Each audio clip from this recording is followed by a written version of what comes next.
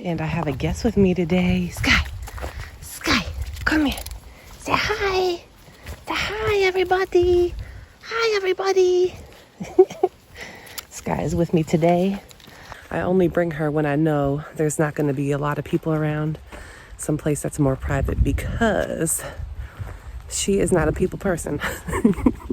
But here we had the place all to ourselves for the most part. Okay, so I want to show you all what I got at Mr. Ed's Elephant Museum and Candy Emporium. So the first thing I got here is this mint ginger ale from a company called Red Ribbon.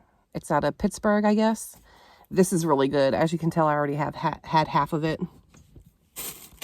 And then in that Pez wall, or the Pez room that they had, you could buy the Pez for $2.79 or 4 for $10. And each of the Pez dispensers come with 2 packs of the Pez candy. So I got this little guy from Animal Crossing. This one is also an Animal Crossing character. I believe this one's from Sonic. And that is from Pokemon, I'm pretty sure. Yeah, so I got 4 of those for $10. And then I got some pumpkin seeds for like $1.56. There we go, some pumpkin seeds. And I figure I can roast those with like brown sugar, cinnamon, nutmeg. That'll probably taste good. Butter toasted pecans, or pecans, however you say them. This right here, Sesame Seed Crunch.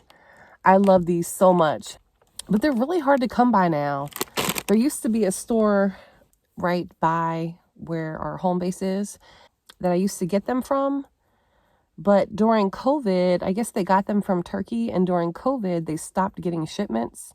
And so even after, everything opened back up after COVID started to get better and things like that, they would just never have them. And sadly, that store shut down. So I was super excited to see these Sesame Crunch candies. And then I got these butter toasted peanuts, and Sky's like, what's that? That smells good. I want some.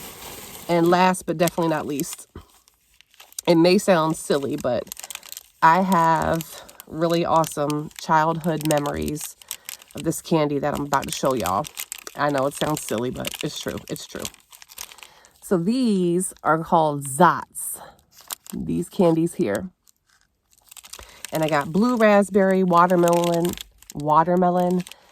and fiery cinnamon. So my great-grandmother, who lived to be 100, when I was a kid, she used to take me into the town outside of where I grew up, because they always had Zots candy.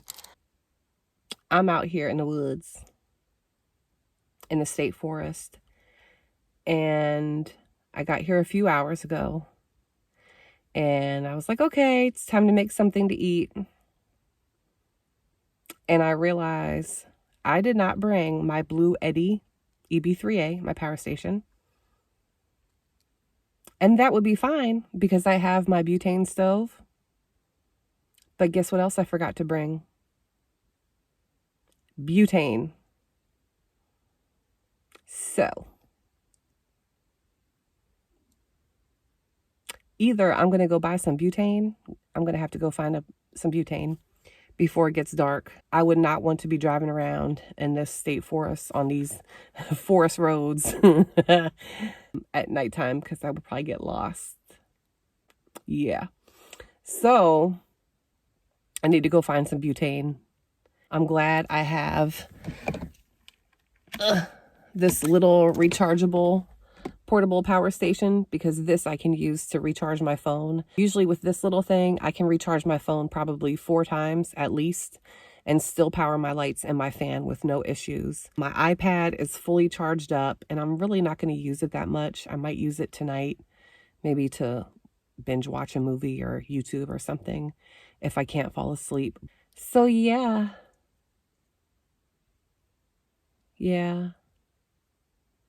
that's that. I gotta go find some butane. Nice little fire pit here. Looks like somebody left this crate here as like a makeshift, you know, the things that go over the fires. That's pretty cool. Left some firewood here. Definitely could use that.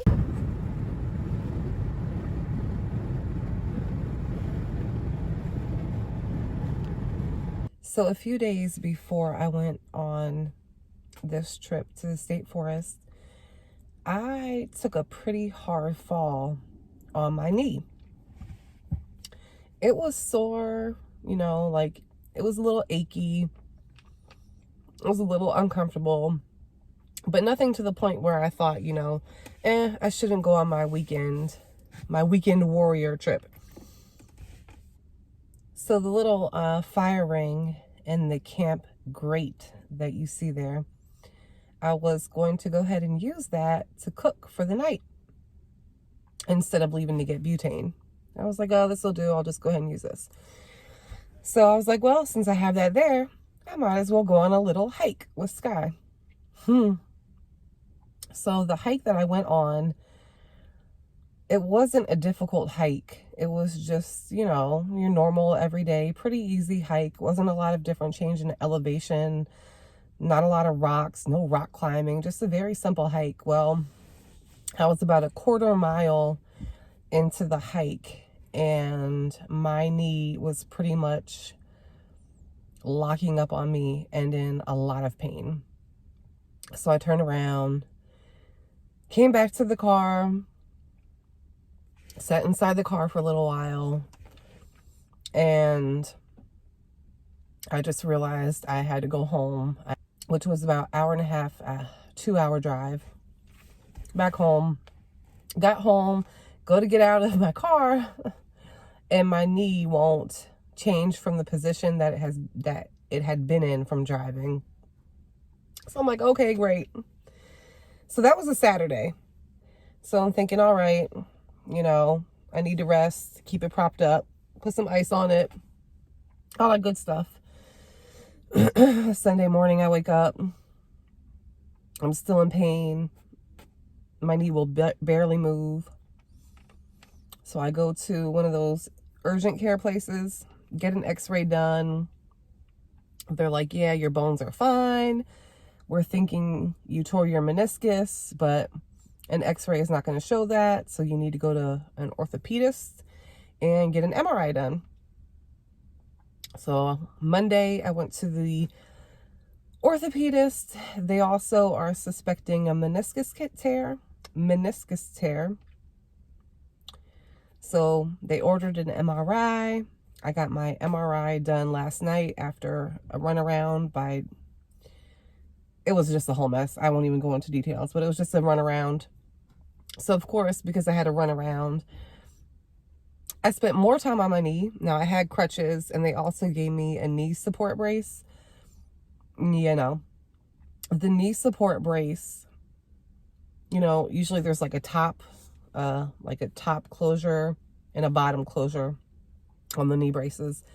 Well, the bottom closure on the knee brace went directly across the affected area where I was having a lot of pain, to the point to where even the slightest touch in that area sent like a shock of pain up my body. Anyway, so that's it.